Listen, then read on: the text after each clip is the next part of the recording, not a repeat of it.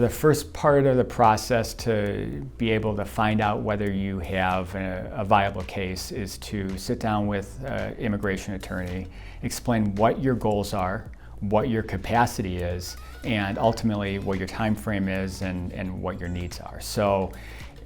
somebody that wants to hire a foreign employee and needs to go through an immigration process is going to first have to decide what visa classification is going to be the most proper for their needs and their abilities. Once that classification has been determined, the next step is going to be looking at the job itself and the company to make sure that they have a need that they can argue for that role. And then after that, it's going to be looking at the beneficiary, the potential employee, and making sure that they have the qualifications and that they can actually perform the job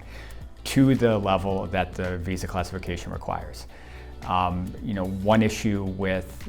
the real world versus the immigration world is employers are much more broad in how they may be willing to classify a potential employee as being qualified, whereas with immigration, they have to fit that employee into a very specific box, and they have to be able to demonstrate that every element of that visa classification is met. So it really is making sure that you may think the employee is qualified and you may think that as an employer you have the capacity to hire them, but there may be issues that arise because of immigration, such as being able to pay a prevailing wage, a specific wage that's high enough to meet the immigration qualifications, making sure that the employee has a degree that actually